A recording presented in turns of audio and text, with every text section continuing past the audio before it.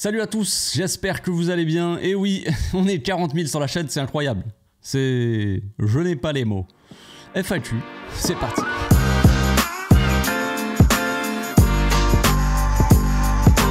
Au passage, n'hésite pas à nous rejoindre si c'est pas encore fait et à partager la chaîne autour de toi, ça fera plaisir à tonton. C'est incroyable, on est 40 000 sur la chaîne, oui. C'est fou de se dire ça, donc je remercie évidemment tout le monde, tous les abonnés, les coulés qui me soutiennent au quotidien, on va dire, qui commentent, même ceux qui commentent pas évidemment, qui sont là quand même pour regarder les vidéos, interagir, tu vois, partager aussi les vidéos, les liker, voilà, même si ça laisse pas trop de commentaires, voilà. Merci à tous en tout cas d'être là, on atteint un chiffre incroyable quand même, mine de rien. Pour l'occasion, j'ai posté sur Instagram, sur YouTube aussi.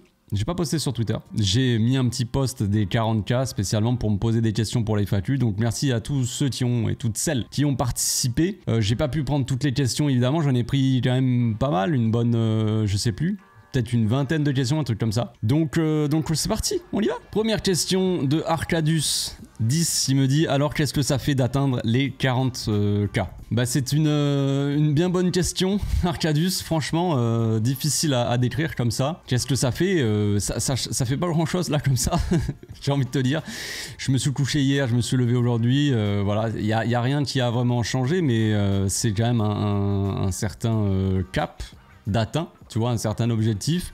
On fait 10 par 10, hein, tu vois, là on est à 40, maintenant on se dit bon bah on va aller aux 50 et puis on verra après, et ainsi de suite. Donc tu te rends pas vraiment compte comme ça au jour le jour, on va dire, mais c'est sûr que quand tu regardes, quand tu as démarré il y a 2 ans, tu regardes 2 ans en arrière, ben tu te dis que quand même il y a du chemin qui a été parcouru, mais là comme ça, d'atteindre les 40 000 abonnés, tu te rends pas forcément compte. Quand tu regardes sur ta chaîne, tout ça, tu vois 40 000, tu te dis c'est un chiffre, tu vois, voilà, il y a 40, machin, tu te rends pas forcément compte comme ça. Mais après tu te dis, imagine que tu as tous tes abonnés devant toi, quoi, qui remplissent peut-être un stade, tu vois.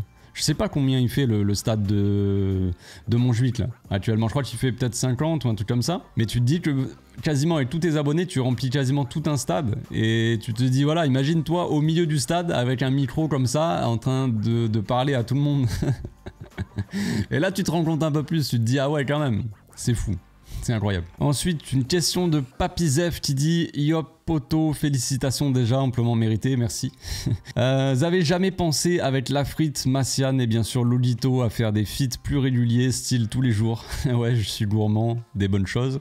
Plus sérieusement, une fois par semaine, chose comme ça, donc je ne sais pas. Moi, j'y ai jamais vraiment pensé, jamais vraiment réfléchi. C'est vrai que on en a jamais vraiment parlé, tu vois. Puis c'est pas un truc c'est un truc qui concerne tout le monde, tu vois. Ça me concerne pas uniquement moi. Je vais pas dire ah c'est vrai que ça serait bien. Vas-y, on va organiser ça, tu vois. Non, il faut d'abord forcément parler avec eux. Il faut une certaine proximité aussi, tu vois. Massian, Lolito, bon Lafrite, j'ai plus de contact avec lui. C'est des gens qui sont très sympathiques, évidemment, des gens avec qui je m'entends. À chaque fois que j'ai parlé avec eux, j'ai échangé tout ça. Ça s'est toujours très bien passé, dans la bonne humeur, j'ai envie de dire. J'avais fait une vidéo avec Lolito, Massian, bon il y avait tout le monde en même temps, Charel, et c'était ici, sur le canapé derrière. C'était très sympathique, mais voilà, on n'a pas eu l'occasion d'échanger plus que ça. Mais ça peut être sympa, oui, pourquoi pas, ça peut être un projet commun. Faudrait leur en parler, faudrait que je leur en parle peut-être, à tout le monde, et qu'on fasse des rubriques, ça serait cool en vrai, parce qu'il y a une certaine bienveillance, j'ai envie de dire, dans la communauté Barça. Je ne sais pas dans les autres, je connais pas spécialement les autres communes, je sais pas s'il y a une grosse commu Real Madrid, parce que Real Madrid ils ont quand même une grosse communauté, beaucoup de supporters, mais YouTube je sais pas, bon mis à part Riles que tout le monde connaît, mais après YouTube Real, je connais que Riles, et je sais pas après s'il y a une commu Manchester United, je sais qu'ils ont une grosse commu aussi je crois, bref, je sais pas trop tu vois. Mais en tout cas dans la nôtre, il y en a pas mal mine de rien de youtubeurs, plein de nouveaux aussi, hein. Moi je suis peut-être plus considéré comme un nouveau, mais il y a encore pas si longtemps que ça j'étais un petit nouveau aussi. Ouais ça peut être un truc intéressant parce que comme je dis il y a pas mal de bienveillance, pas mal d'échanges, on est assez sympathiques tous entre nous, enfin de ce que je connais en tout cas. forcément. Les autres, certains que je connais pas, je peux pas vous dire, mais en tout cas, il y a pas mal de bienveillance, d'aide aussi, d'entraide. Je sais que Lolito, il a déjà donné des petits conseils à certains, il a déjà aidé aussi des youtubeurs avec qui il a fait des projets. Moi-même, quand je suis allé vers lui pour lui dire hey, ça serait cool de faire une petite vidéo, vous êtes à Barcelone, il a accepté très rapidement. Voilà, Massian, tout ça, Charel aussi, Charel c'est le premier qui m'a, sans que je lui demande rien du tout, il m'avait partagé sur Twitter, il avait dit aux gens de sa communauté, ouais regardez, il y a un petit nouveau qui est là, et j'avais même pas demandé, tu vois, donc il y a ce petit truc là sympathique, tu vois, donc ça pourrait être intéressant de s'organiser ça en vrai, de faire une rubrique peut-être, après il y en a qui le font déjà, je veux dire Massian et Lolito ils ont déjà fait plusieurs vidéos ensemble, tu vois, c'est peut-être des gars qui se connaissent plus aussi, donc c'est plus facile, tu vois, moi je les connais pas beaucoup, tu vois, donc faire des rubriques récurrentes toutes les semaines avec eux, pour le moment ça me paraît un peu compliqué, mais pourquoi pas, ça peut être quelque chose d'intéressant aussi, ça pourrait rapprocher aussi un peu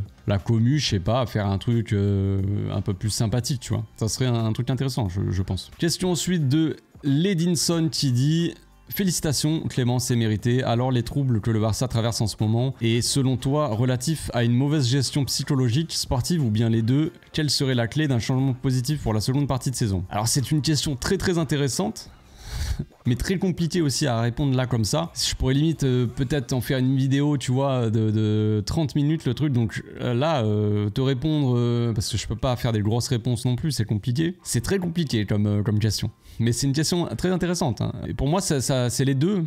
C'est peut-être une mauvaise gestion psychologique et sportive. Après, il faut voir la question. Est-ce que c'est, quand tu dis mauvaise gestion, de la part de qui? Déjà, parce que pour moi, la gestion psychologique, elle est compliquée dans le sens où si c'est au coach de la gérer, parce que si dans le staff technique, tu n'as pas de psychologue, tu vois, pour gérer ce domaine-là, de la psychologie chez les joueurs, ou même chez le coach, au final, parce que j'imagine que si les joueurs en ont besoin, le coach aussi, eh bien s'il n'y a pas de psychologue, c'est le coach qui est censé avoir ce rôle-là de psychologue. Sauf que les coachs sont pas spécialement formés à ça, certes, quand ils passent leur diplôme de coach, ils ont des cours, j'imagine, un peu en management, en gestion d'humains, tu vois, côté un peu psychologue, mais c'est pas leur taf non plus. Donc le coach maintenant, dans le football moderne, il doit gérer beaucoup plus de choses. Pour ça, il y en a à chaque fois, ils disent ouais, on trouve trop d'excuses, machin, mais le football de maintenant, il est différent de celui d'avant. Côté sportif, mais côté aussi psychologique, parce que on n'a pas les mêmes problèmes qu'avant. Quand on regarde très simplement l'équipe, le football de maintenant, on voit des jeunes joueurs qui commencent de plus en plus tôt. Donc là, Xavi, il est à moitié coach, à moitié psychologue, enfin pas à moitié du coup, mais une part de coach, une part psychologue, une part où il est gardien de crèche, tu vois, c'est compliqué. Là, il y a des Lamine Yamal, il y a des jeunes comme ça qui viennent et tu dois gérer d'un côté les jeunes, tu les gères pas de la même façon que les anciens. Il y a les anciens, c'est l'ego, c'est tu vois. Tu gères pas la même façon Lewandowski et Lamine Yamal, tu vois. Entre tout ça, tu dois gérer les deux générations, les générations différentes, quoi, les jeunes et les anciens. Et le coach, il est pas forcément formé à ça. Donc, dans le football d'avant, t'avais pas des joueurs aussi jeunes qui démarraient. Quand t'avais un jeune qui avait 18-19 ans qui démarrait, t'étais là, waouh, la pépite, il a 18-19 ans, c'est incroyable. Maintenant, dans toutes les équipes, t'as des gamins de 15 ans qui démarrent. Et c'est pas la même chose, tu vois. Avant, il y avait pas les réseaux sociaux aussi.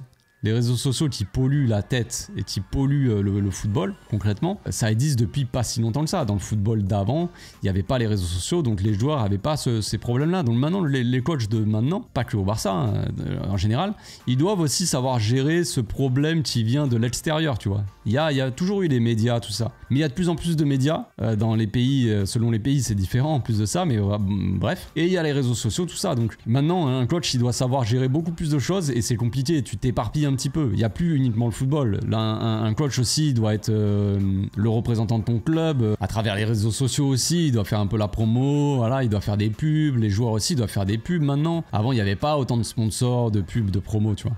Donc c'est compliqué. Le football, il a changé. Le football, il a changé et le métier aussi, du coup. Le métier de footballeur, le métier de coach, ils ont changé. Donc en ce moment, concrètement, quand on prend le Barça, il y a un problème clairement psychologique pour moi, parce qu'il y a un problème de motivation chez les joueurs, j'ai l'impression. Je ne suis pas un spécialiste et on n'est pas à l'intérieur du club, donc je peux pas vous dire oui, je suis sûr que c'est ça, tu vois. On n'en sait rien, mais on a l'impression qu'il y a un problème de motivation chez les joueurs, un manque d'envie sur le terrain, on a l'impression. Côté sportif, oui, il y a peut-être une mauvaise gestion de la part du coach aussi, mais il y a tellement de domaines là-dedans, il y a tellement de de points, tu vois, à aborder que je peux pas te faire tout en détail là comme ça. Et puis il faudrait que je travaille sur les réponses, tu vois. Te répondre là comme ça à la va-vite, c'est très compliqué. Mais je pense qu'il y a un peu des deux, et pour la solution, c'est encore plus compliqué parce que moi, je ne suis pas psychologue. Donc comment retrouver la joie chez les joueurs, le plaisir, l'envie de jouer, ça passe par le terrain de toute façon. Tout passe par le terrain. Faut que les joueurs reprennent du plaisir à jouer. Si tu prends du plaisir, tu vas recommencer à gagner et tu vas même pas t'en rendre compte. Parce que tu vas prendre du plaisir déjà à aller jouer sur le terrain. Si tu vas sur le terrain de foot et que tu ne prends aucun plaisir, que t'es pas motivé, tu sais, t'as pas envie de jouer parce que t'aimes pas comment tu joues, tu vois, déjà il y a un problème, forcément. Et tu vas pas arriver à gagner facilement comme ça. Ça me paraît assez logique. Donc après, je sais pas, hein, c'est comment gérer ce problème-là. J'espère que le staff technique le sait, quoi. Question ensuite de Kousman qui dit: félicitations, tu atteindras les 100K prochainement, Inch'Allah. J'espère, hein, frérot, merci. Ma question: comment ça se fait qu'en tant que franco-portugais, tu supportes aucune de ces deux nations, que tu aimes le style de jeu ou pas? Normalement, ça devrait être une priorité. Chacun a sa vision de la chose, moi je pense pas, surtout que c'est pas des clubs que tu vas suivre au quotidien. Mais c'est une question très intéressante que moi-même je me suis pas vraiment posé, je me suis jamais vraiment posé la question, parce qu'on peut dire que oui, j'ai aucune affinité spécialement avec les équipes, mais il y a tout un délire de, comment dire, de fierté nationale derrière ça, on dirait que quand tu supportes ton équipe, c'est comme si t'avais fait ton service militaire, ou comme si tu faisais partie des défenses du pays, tu vois. En étant supporter de la France, tu représentes fièrement le drapeau. Il y a tout ce délire là de patriotisme, voilà, je cherche le mot, que je n'ai jamais vraiment eu déjà. Non pas que je crache sur mon pays, il n'y a pas de ça, il n'y a rien à voir. Mais il y en a qui partent là-dedans, tu vois. Il y en a parce que tu n'es pas spécialement pour l'équipe de France. C'est même pas que je suis anti-équipe de France, c'est juste que concrètement je m'en fous. Qui perdent, qui gagnent, ça me fait ni chaud ni froid, quoi. Et quand je dis ça, il y en a qui vont direct te dire: waouh, le gars, si t'es pas content de ton pays, qui t'a vu naître, c'est ton pays, machin. Alors les gars, j'ai pas insulté le pays, j'ai pas, tu vois, il y a pas tous ces trucs là, mais on dirait que depuis un certain temps, il y a ce délire là, tu vois. Mais j'ai l'impression que c'est assez social aussi par rapport à la société. La fierté nationale, elle est plus importante pour certains que pour d'autres. Je sais pas comment dire ça, c'est assez délicat. Je vais pas partir dans les trucs politiques. J'ai pas envie de partir là-dedans. Mais bref, donc il y en a pour certains, c'est une trahison, tout ça. Et si moi, je supporte les équipes par rapport au football, en fait, tout simplement. Il y a pendant un temps, quand j'étais plus jeune, j'aimais beaucoup l'équipe du Brésil. Ronaldinho, Ronaldo, Kaka, voilà.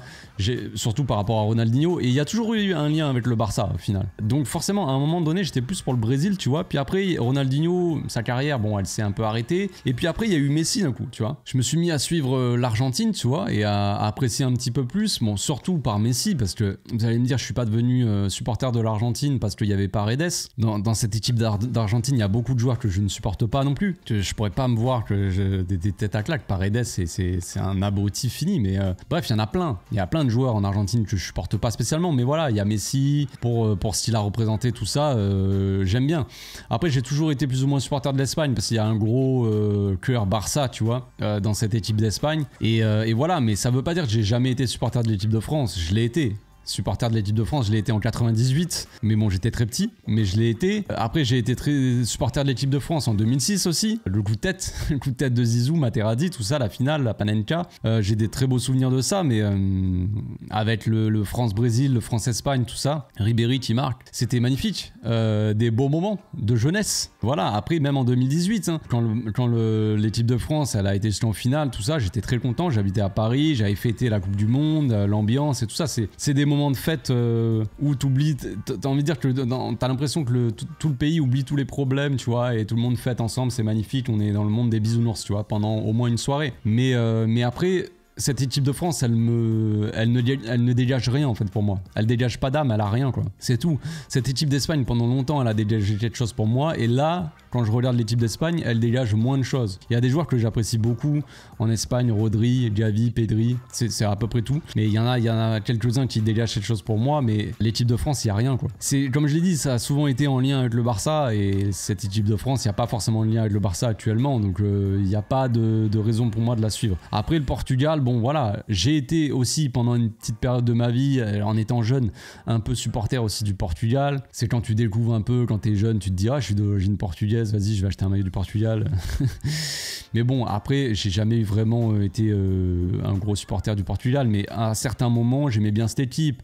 J'ai été supporter du Portugal à l'Euro 2004 par exemple, tu vois. Mais j'avais 14 ans, à peine. J'aimais bien l'équipe, il y avait Deco, il y avait Maniche, il y avait certains joueurs comme ça à l'ancienne là du Portugal qui étaient sympas, qui étaient sympathiques, cette petite équipe, mais sans plus après. Et après c'est pareil, cette équipe du Portugal pendant de nombreuses années, elle a pas dégagé grand chose. À certains moments il y avait une bonne équipe, tu vois, mais elle a jamais été vraiment, les coachs qui sont passés, les sélectionneurs du Portugal, ils ont jamais vraiment fait quelque chose d'intéressant avec cette équipe, j'ai l'impression. Et voilà, puis après il y avait peut-être le délire Ronaldo Messi aussi, où je me suis dit ouais non je suis plus team Messi, tu sais, quand t'es gamin, quand t'es un peu plus jeune, voilà. Mais même cette équipe du Portugal là, il y a des très bons joueurs, franchement j'aime beaucoup. Il y a Bernardo Silva, Bruno Fernandes, c'est un bon joueur, même s'il a une tête à claque là, je suis pas très fan, mais c'est un bon joueur. Cancelo, tout ça, même João Félix, c'est des joueurs intéressants que moi j'aime bien, mais quand je regarde le Portugal, je m'ennuie en fait. Ça marche beaucoup au feeling comme ça aussi, hein, les gars. Moi, si j'aime pas spécialement une équipe, je vais m'ennuyer en la regardant. C'est ça mon problème. C'est pour ça que je regarde pas énormément de football.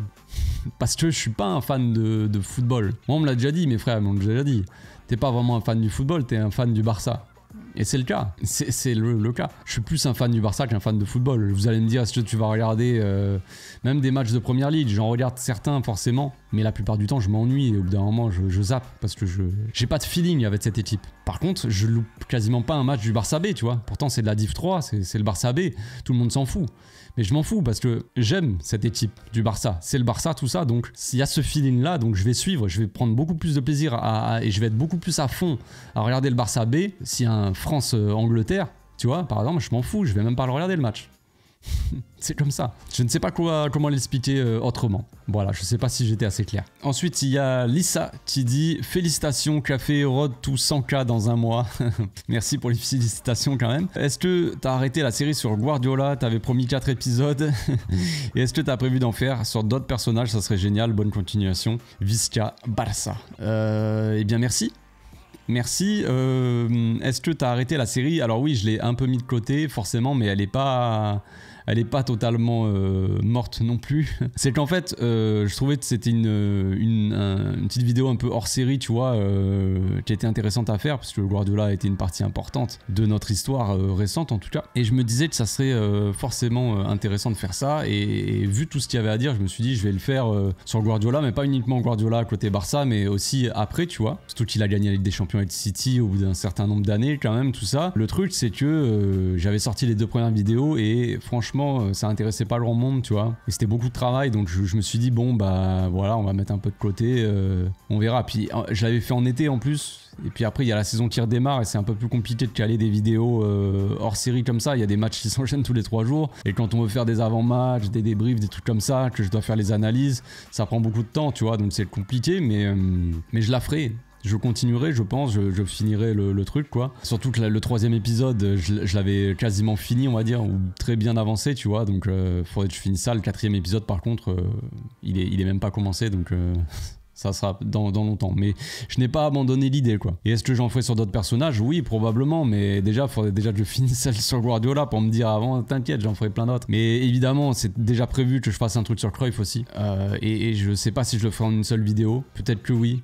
Mais Guardiola, il y avait tellement d'anecdotes, j'avais tellement lu de trucs intéressants sur tout ça, sa façon de travailler, tout ça, que je pouvais pas le faire en un seul épisode. Sinon j'aurais zappé des trucs que je trouve très importants. On verra, mais Cruyff c'est obligé. Et j'avais dans l'idée de faire des trucs sur des légendes du Barça, genre Puyol, Xavi, Iniesta, les légendes comme ça, et puis après plus des anciens aussi que moi-même je n'ai pas forcément connus en tant que supporter, mais qui sont importants aussi au club, comme Stoïkov et des mecs comme ça. Je pense que c'est important aussi de faire des choses comme ça. À voir avec le temps. Ensuite, il y a Victor qui dit GG les 40K, road to 100K. Oui, dans quelques temps, mais oui. Ma question c'est quel est ton 11 préféré du Barça all time, mais aussi est-ce que ton espagnol ou plutôt catalan s'est amélioré? Force à toi. Merci pour la force. Mon espagnol ou catalan c'est pas beaucoup amélioré. Je fais pas forcément d'efforts, vous allez me dire, donc c'est de ma faute. Mais je comprends un peu mieux, tu vois, l'espagnol. Quand j'entends un peu d'espagnol, tout ça, j'arrive à comprendre à peu près ce qui se dit. Mais c'est le parler, c'est toujours pareil. C'est d'échanger, des trucs comme ça. Là, c'est très compliqué. Quel est mon 11 préféré du Barça all time? Difficile à dire, mais je pense que c'est toujours le même. J'avais déjà répondu à ça pour la FAQ des 10K, donc ça remonte un petit peu. Mais je pense là, comme ça, de tête, je dirais probablement... J'hésite au gardien entre Valdés et Ter Stegen, mais j'aurais ma petite préférence pour Ter Stegen. Le Ter Stegen Prime évidemment. À droite, ce serait Daniel Alves, hein, même malgré ses récentes histoires de prison, tout ça. Bon, quand même, Daniel Alves a été monstrueux, si on parle uniquement de football. Et après, en défense, ce serait probablement Puyol. Et Piqué, bah, c'est ce que j'ai connu. De toute façon, d'un côté, on peut parler forcément de Ronald Koeman comme un défenseur légendaire du Barça. Mais voilà, Piqué, Puyol, c'était assez complémentaire. C'est ce que j'ai connu. Il y a eu Mascherano aussi, qui était, à mon avis, assez monstrueux aussi quand il était là. Après, en latéral gauche, je dirais Jordi Alba. Après, le milieu, vous le connaissez. Busquets, Xavi, Iniesta, ça, il n'y a pas de surprise. Et après, le reste, mon attaque serait probablement Messi, Suarez et Ronaldinho. Ça me paraît une attaque pas trop dégueu. Après, forcément, on peut parler de 11 de légende, on peut mettre Cruyff dans l'eau, on peut mettre plein d'autres joueurs, mais c'est pas des joueurs que j'ai connus forcément, donc voilà, mais en tant que supporter, moi je donnerais cette équipe là. Ensuite, question de Mohamed qui dit: penses-tu aussi que les joueurs ne performent pas car ils ont des rôles différents dans les clubs qu'en sélection? Je pense pas que ce soit pour ça, non. Parce que je pense pas qu'ils ont vraiment des rôles très différents. Et ça, c'était un peu le truc c'était un peu, comment dire. Il y a des avis comme ça qui sortent sur Twitter. Et d'un coup, tout le monde dit: ah ouais, c'est vrai, c'est pour ça. Alors qu'en fait, l'avis de base est pas spécialement vrai, tu vois. Peut-être que ça marche avec un gars. Il y avait un gars pour moi qui avait vraiment pas le même rôle en sélection et au club, c'était Gavi, de ce que je suivais. Après, je suis pas tout, tu vois. Mais quand on regarde Cancelo en sélection, il est utilisé la plupart du temps peut-être en latéral gauche, voire en latéral droit. Donc plus ou moins le même rôle qu'au Barça. Joao Félix, il y en a plein qui disent ouais machin, il est mal utilisé par Xavi, mais en sélection il joue ailier. Alors peut-être qu'il va dans l'axe, mais il joue plus ailier que joueur axial, alors qu'avec Xavi il joue plus axial que ailier. Même si ça lui est arrivé de coller un peu la ligne, tout ça. Mais voilà, Lewandowski en sélection, il est pareil. Et il y en a qui disent que les joueurs du Barça, pendant un temps, c'est ce qu'ils se disaient. Ouais, comme par hasard, les joueurs du Barça, ils sont meilleurs en sélection qu'en club.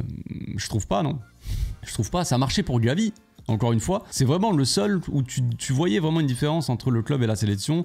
C'était différent, tu vois. Maintenant, plus trop. Désolé, quand tu vois les Lewandowski avec la Pologne, on peut pas dire qu'ils performent. Joao Félix, Joao Cancelo, ils sont bons avec leur sélection. Ils sont pas spécialement mauvais avec le Barça. Même si, bon, après, c'est comme ça. Les coachs changent, les systèmes sont pas les mêmes et tu peux pas demander la même chose aux joueurs. Mais je trouve pas qu'il y ait une énorme différence non plus. Je pense pas. Regardez Ronald.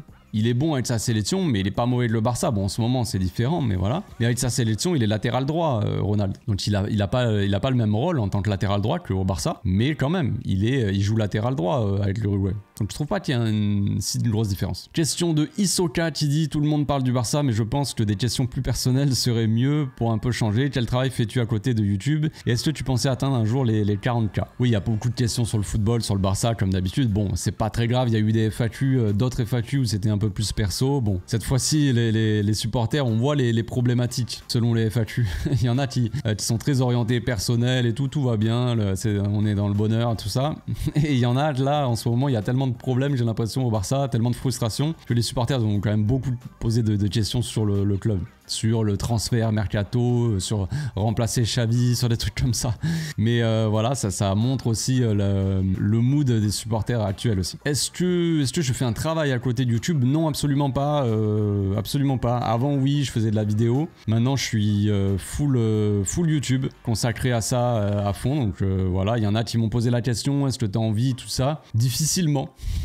Difficilement. Même moi qui suis à 40K, 40 000 abonnés, c'est pas assez pour vivre normalement, je vous le dis. Pour ceux qui veulent se lancer, c'est pas que je veux vous décourager, mais croyez pas que quand t'as 40 000 abonnés, c'est bon quoi. Non, c'est pas comme Squeezie, comme les mecs qui ont je sais pas combien d'abonnés là, je sais pas combien de millions, mais eux ils roulent sur l'or. Nous les petits, on en est quand même très loin. Moi j'en suis très très loin. Donc est-ce que je pensais atteindre les 40K un jour? Oui, je pense que oui. Je vais pas faire le gars, non, c'était un rêve. Forcément, ça dépend en fait du moment où tu me poses la question. Si tu me poses la question quand j'ai 10 abonnés, tu dis: tu penses que tu vas arriver à 40 000 abonnés, un de ces quatre? Et je vais te dire: je sais pas, c'est compliqué. J'ai démarré ma chaîne il y a un peu plus de 2 ans. Je crois que c'était en mars 2021, j'ai eu 10 000 abonnés. On est en décembre 2023.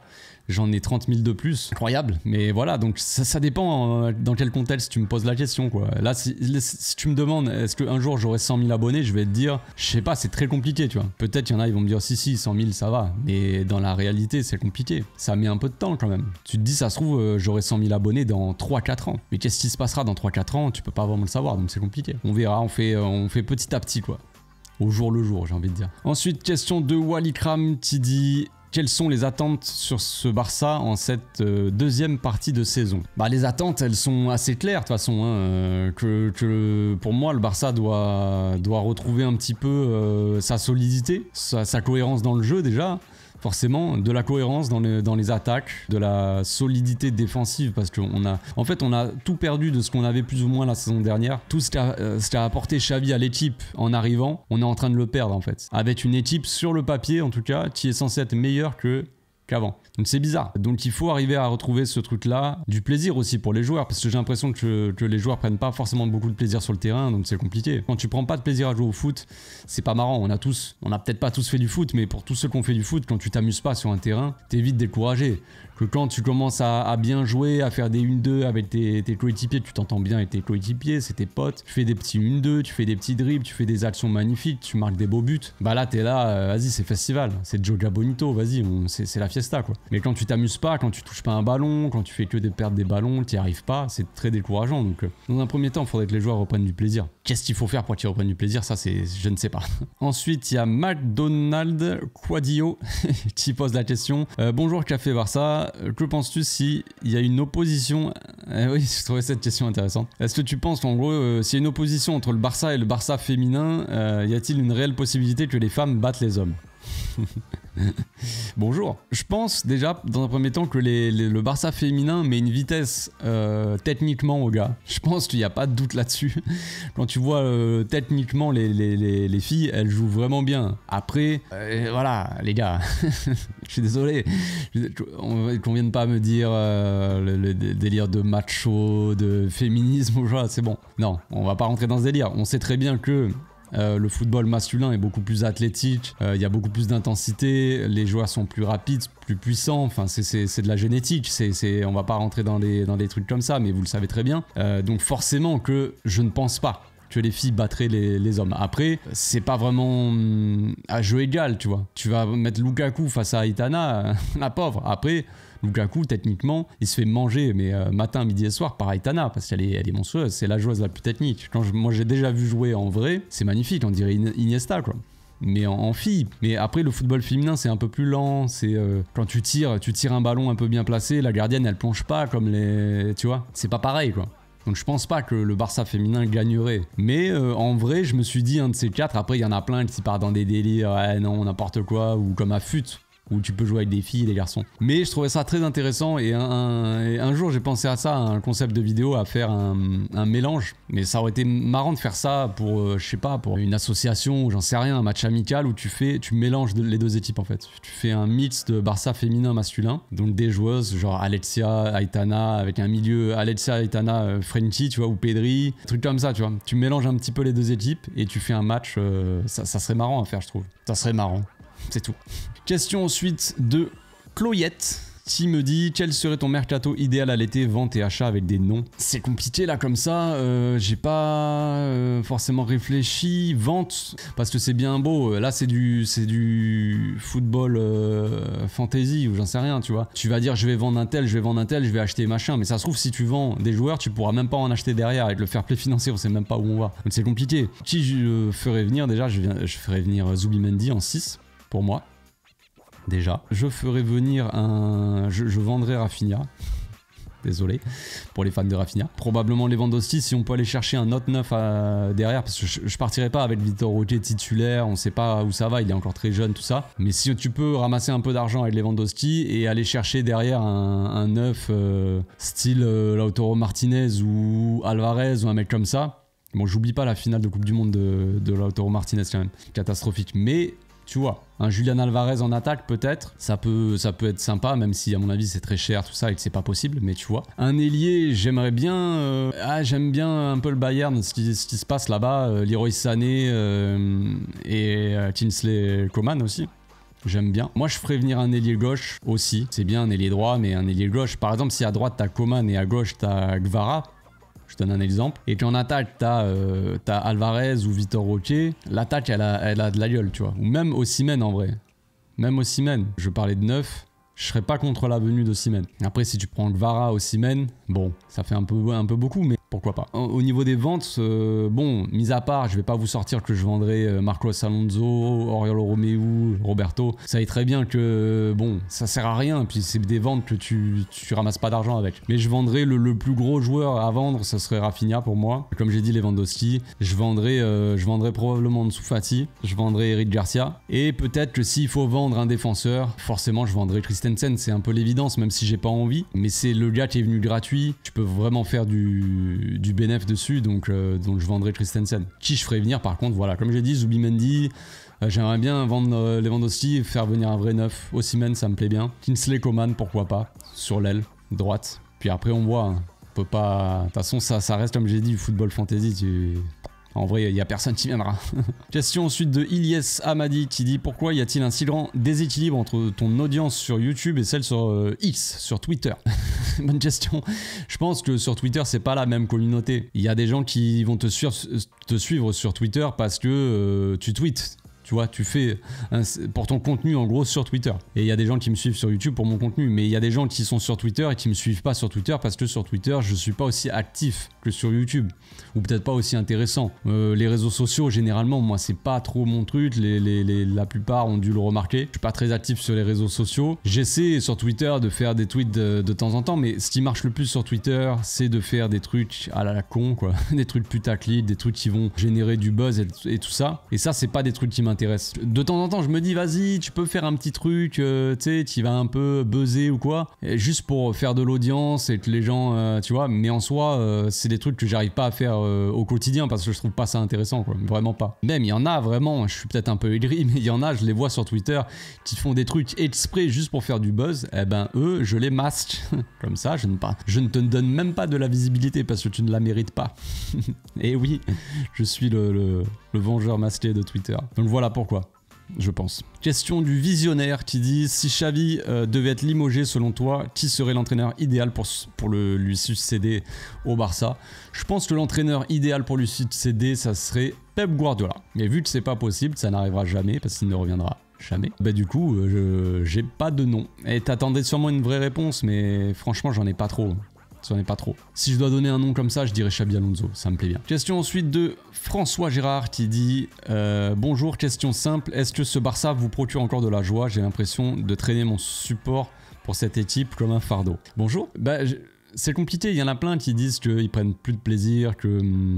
Il y en a qui disent qu'ils supportent le Barça, mais que la seule chose qu'ils veulent voir, c'est le club gagner, juste de la gagne, peu importe comment on joue. Donc ça, j'ai l'impression d'entendre des supporters, mais pas du Barça, d'une autre équipe un peu rivale. Après, c'est sûr qu'en ce moment, c'est compliqué.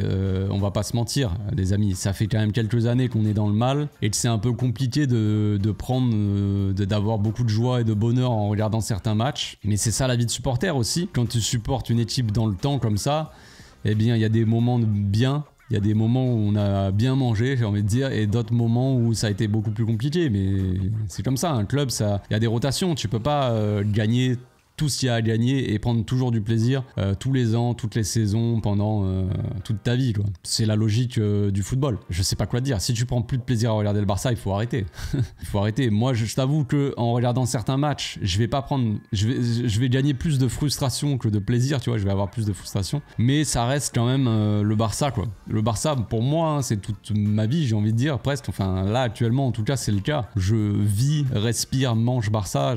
Voilà, j'ai ma chaîne YouTube sur ça, je regarde les matchs, je regarde l'actu tous les jours, je parle du Barça, quoi. Voilà, j'ai que ça, quoi, quasiment, on va dire. J'habite à Barcelone, frère, donc c'est vraiment full Barça, quoi. Et j'ai toujours aussi hâte de voir les matchs. J'attends toujours autant les matchs comme un petit enfant, tu vois. Là, j'attends, il y a le match de Las Palmas le 4 janvier, bah, j'attends comme ça et je m'ennuie en attendant. Quand il n'y a pas de match comme ça, quand il y a les trêves, je m'ennuie. je suis là, bon, bah, c'est triste la vie sans le Barça. Donc je pourrais pas m'arrêter de supporter le club. C'est comme ça fait partie de moi, quoi. C'est comme ça. Question ensuite de Lucas qui dit bravo à toi Café, c'est mérité pour le super boulot. Sinon, quels sont tes futurs projets? Merci frérot. Quels sont mes futurs projets? Franchement, j'en sais rien. J'ai pas vraiment réfléchi. Il va falloir que je réfléchisse, hein, comme toute personne lambda, où tu te dis ouais, c'est la fin d'année, on démarre une nouvelle année, il va falloir des objectifs, tout ça. Bon, après des objectifs, j'en ai plein, mais des projets en termes de vidéos, tout ça, j'avais déjà donné des projets, mais c'est des projets sur le long terme, vraiment. J'avais parlé de potentiels documentaires, de reportages, des trucs que je ferais moi, tu vois, ici, en interrogeant des Espagnols, aller dans des peñards, des trucs comme ça. Mais ça, il faudrait déjà que je parle espagnol pour faire ça, tu vois. Après, moi, j'aimerais beaucoup... j'ai des projets de... Après, c'est des projets dans ma tête, hein, donc c'est facile, mais j'aimerais beaucoup interviewer ou quoi, ou faire une interview ouais, de joueurs du Barça, quoi. Donc c'est compliqué. Surtout quand t'es un petit média comme ça, 40 000 abonnés, c'est pas beaucoup. Si j'arrive avec 1 million d'abonnés, le gars, tu vois, quand t'es un petit comme ça, c'est un peu plus compliqué toujours. Mais ça, c'est dans mes projets. Puis après, des projets plus petits, on va dire, ou plus basiques, on va dire. Il y a la CAN qui arrive, ou il y a l'Euro aussi. Faire un maximum de vidéos aussi par rapport à ça. La CAN qui va arriver dans pas longtemps, là. Je sais plus quand c'est en janvier, février. Je sais plus exactement. Puis après l'Euro, il y a la Copa América aussi, je crois bien, en même temps, plus ou moins. Je sais pas si on peut considérer ça comme des projets, mais voilà. Ensuite, question de Legend Snow One qui dit top et pire joueur de la saison. Alors j'ai réfléchi un petit peu à cette question et c'est vrai que c'est compliqué. C'est compliqué parce que le meilleur joueur, c'est ça le plus compliqué. Le pire joueur, pour moi, c'est assez évident. Alors certains vont dire le pire joueur, c'est Oriol Romeu. Le pire joueur, c'est Marcos Alonso, tout ça. Mais moi, je pense que quand on doit considérer un pire joueur, on doit prendre le contexte autour de ce joueur. C'est-à-dire l'importance qu'il a dans l'équipe. Par exemple, si vous me demandez quel est le pire joueur de l'équipe, entre Oriol Romeu et entre Lewandowski, je vais vous dire Lewandowski. Et ma réponse du pire joueur de l'équipe, c'est Lewandowski. Lewandowski n'a pas la même importance que Oriol Romeu ou que Marcos Alonso. On peut dire les pires joueurs, c'est Marcos Alonso, c'est Oriol Romeu, c'est Sergio Roberto, tu vois, des mecs comme ça, mais ils n'ont pas une importance capitale dans l'équipe, tu vois. Lewandowski, c'est le mec, le titulaire indiscutable de l'équipe, c'est le leader de l'attaque. C'est ton numéro 9, star, c'est celui qui te porte l'équipe en attaque en tout cas, et qui est censé claquer des goals, claquer des buts. Souvent, c'est lui qui est censé faire des différences. Voilà quoi, je peux pas faire plus clair. Et il est en train de passer complètement à côté de sa saison. Donc pour moi, le pire joueur vraiment, c'est Lewandowski. Parce que forcément, en termes de talent, je pense pas que Lewandowski soit un plus mauvais joueur que Oriol Romeu, de par sa carrière, tout ça. Mais si on prend juste cette saison, et par rapport à l'importance du joueur, le pire joueur pour moi, c'est Lewandowski, tout simplement. Le meilleur joueur, c'est beaucoup plus compliqué, parce que c'est compliqué de trouver un meilleur joueur, parce qu'on peut citer quelques joueurs qui ont été bons, mais à des moments ils ont été moins bons. Par exemple, Frenkie, début de saison, il est monumental, je trouve. Koundé aussi, monumental. Et là, en ce moment, je les trouve beaucoup moins bien. Frenkie, en ce moment, quand on regarde les matchs, il est spectateur. Comme beaucoup, hein. Il n'est pas le seul, mais il est très spectateur. Voilà, il a un rôle de 6 maintenant, que tout le monde voulait le voir en 6, faut qu'il défende du coup. Et là, il défend pas. Donc voilà, il y a des moments où Cancelo, il a été magnifique en début de saison, mais il y a des matchs où il passe complètement à côté, on le voit pas trop, il défend pas. Je pourrais pas dire que c'est vraiment un top joueur, tu vois. Moi, quand je pense au top joueur de la saison, je me dis qui a été le moins décevant tout le temps, le plus régulier, tu vois, et à un haut niveau. Donc moi, je pense à Inigo Martinez, ouais, vous allez me dire peut-être il a craqué, mais du peu de matchs qu'il a fait, il a été vraiment top, je trouve. Gavi, moi, me déçoit jamais. Donc Gavi, et peut-être Gundogan, mais un peu moins, parce que Gundogan, il a été assez régulier, mais le niveau n'est pas assez élevé. De Gundogan, on attend un poil plus haut, tu vois. Là, il a eu beaucoup d'occasions dans ses derniers matchs, mais à chaque fois, il fait des ratés de ouf, tu vois. Il marque pas assez de buts, il fait pas assez de passes D. Après, si les passes D, c'est compliqué, les attaquants marquent pas. Mais c'est pas les mêmes rôles aussi. Gavi, il a plus un rôle de récupérateur cette saison-là. Inigo Martinez, c'est un défenseur, donc il relance bien, il est agressif, il défend bien. C'est pas les mêmes rôles, tu vois, que Gundogan, il est plus censé être à la création. Pour moi, les top joueurs, c'est difficile d'en nommer un seul, mais ça se joue entre Gavi et Inigo Martinez, je pense. Je pense que pas beaucoup seront du même avis que moi, mais bon. Comme d'habitude. Voilà, c'est tout pour aujourd'hui. Je pense que ça fait assez long là. Je crois que ça fait à peu près 1 heure que j'enregistre. J'espère que cette petite FAQ vous a plu, les amis. On se retrouve bientôt pour une nouvelle vidéo, une prochaine FAQ, qui sait, dans peut-être pas longtemps, j'en sais rien. Merci à tous encore une fois, évidemment pour le soutien, pour tous les jours comme ça, les petits messages, les encouragements. Moi, c'est ça qui me touche le plus, on va dire, qui me donne le plus de force. C'est pas de voir que oui, j'ai 40 000 abonnés, c'est bien, c'est très gentil, je suis très fier de ça. Mais d'un autre côté, moi, ce qui me booste le plus et ce qui me donne le plus de plaisir, de joie, tu vois, c'est surtout le soutien, tu vois. Les messages d'encouragement, la reconnaissance aussi des supporters, de dire que je fais du bon travail, tu vois, ça va plus me faire plaisir ça que de voir que j'ai atteint 40 000, tu vois, ça c'est plus secondaire, tu vois. C'est plus le côté humain et tout ça qui me touche le plus, quoi. Donc voilà. J'espère que cette vidéo vous a plu. À bientôt. Ciao.